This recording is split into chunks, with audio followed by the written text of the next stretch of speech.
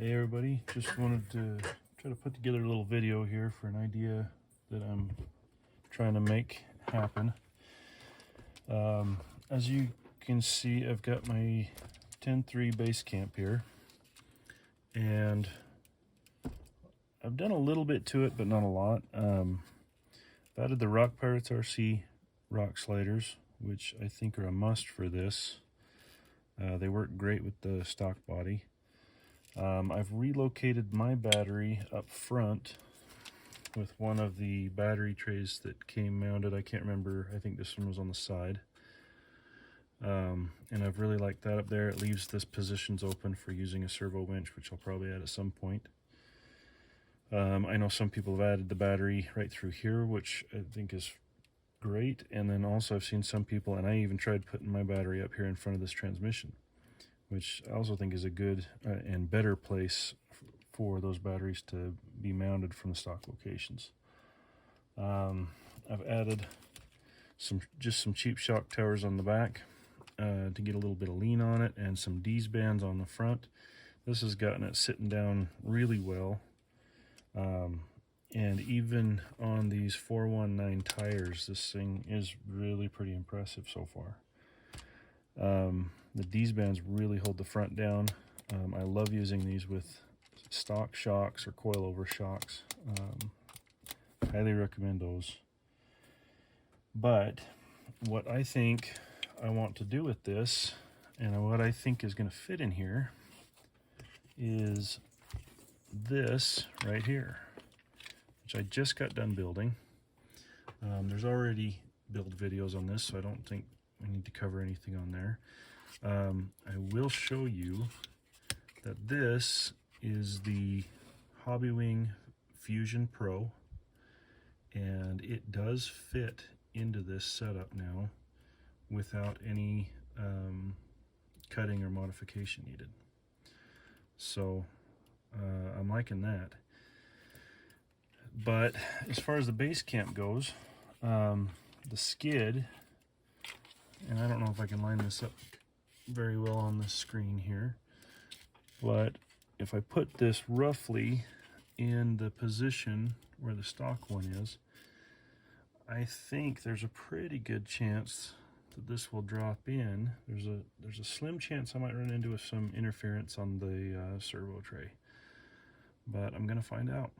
I'm not gonna record the whole thing, but what I do want to do is, or what I will do is, if there's certain things that I run into that are noteworthy, I will pick it back up there. So we'll see how this goes. First things first, we got to get the stock transmission out of there. So I will get on that and we'll go from there. Okay, just something I wanted to note here. When I line up these skid plates, you can see that the holes, let me grab a pointer here, for the screws that hold the links in place are pretty much exactly the same on the skid plate for the Vanquish transmission.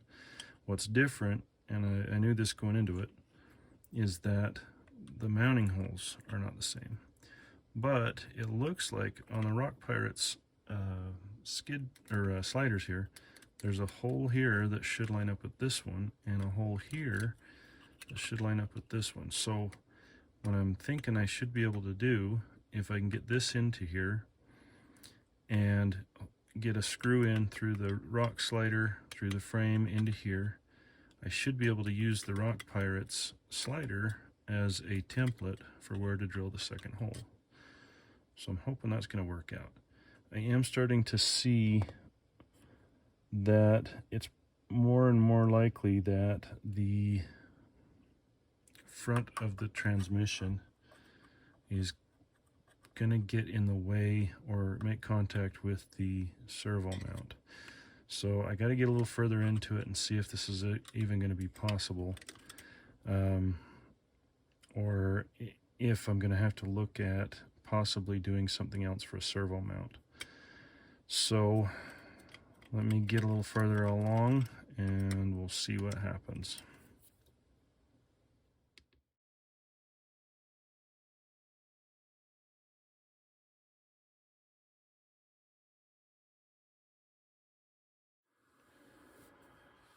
Alright, wanted to wrap up a video I started a while ago. A lot's happened. Truck's pretty much finished. Been driving it for a while and pretty happy with it. As you can tell from the outside, it still looks just like a regular Basecamp. The body pins actually still come through in the factory locations, so that turned out pretty good. Let me go ahead and pull this off and show you how we ended up, which is actually a fair bit off from where I was aiming, but it's, pull some pins out would be good. So we ended up losing the Basecamp chassis. In the deal where I got this transmission, I also got the Vanquish Phoenix chassis with it, and ended up being what I needed to make this work. So it's more of a hybrid Vanquish Phoenix and axial Basecamp, but it all came together really well. And I apologize, it's dirty. We just got back from Sand Hollow this last weekend. I haven't even cleaned this up yet, but it's been working great every time I take it out. It has really nailed some lines that it really just has no business doing. And a lot of that, I think, is that these KM3s are getting broke in really well. Getting pretty happy with those. And the squid insert foam inside them has just been working beautifully. And this is one of the few rigs that I have that I've actually kept the stock shocks on, and a big part of that has been due to the D's bands on here. I really, so far, I've had no reason to change them out. May or may not look at doing some Rock Pirates shock towers to go on here, just to get a little bit more angle on them, but so far, and also to get rid of the shock keys, but really it's doing exactly what I want it to do. No complaints. But what ended up happening overall on the, as far as the swap of getting the VFD inside the Basecamp, what it came down to is that I had cut on the skid plate, and I don't know, let's see if I can get a view in here. I got the skid plate to work and fit. If you can see right down in here, I still have the top cut off to fit into the Basecamp chassis rails, and you can see that on this side better, right in here. There's still enough that it's bolted in to the Vanquish chassis still, but kind of a bummer that chunk's missing now that I changed my mind and went this route. But I got it to bolt into the Basecamp chassis, but where I ran into an issue was on this driver's side part of the transfer case. And on the Vanquish chassis, it's cut out already, channeled for clearance on that, and I was going to have to do that to the chassis rails on the Basecamp. And I just kind of figured at that point why not just throw these rails on. The other advantage that it gave me was that I now have the the Phoenix servo mount on front, which I like a fair bit better. The Basecamp arrangement in the front is odd. There's been a lot of people comment on that. The one thing I am not a fan of is this big section in back here that I had to put in here for chassis bracing. I may see if I can find something else. I think there's some other Vanquish products that might even drop in here that would eliminate a lot of this plastic. I'm not using the fuel cell for the receiver, obviously that's up here. So I don't really need any of that, and it's some weight that could be lost on it. The Rock Pirate sliders for the Basecamp went right onto this chassis, no issues. It may not line up quite the same way, but it's really nothing to be upset about at all. It works really well. And I ended up using part of the mount from the Phoenix, and it's a little bit hard to show, but I had to put some 10-2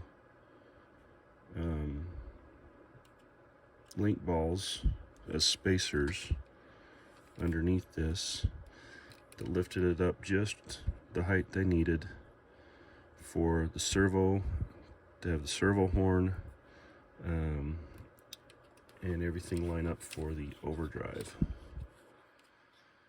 And I did not put the servo in for the dig, specifically because this was a class 1, and I was pretty excited about having the selectable overdrive available in a class 1, which by the old rules was not against the rules, but they did specifically address it on the new ones that that's not allowed, which is a bummer. But the truck kicks ass with it, does a good job. And pretty much everything bolted on pretty straightforward. I had to take a little bit of plastic off of, I believe, the back side of the front shock towers from the Basecamp. And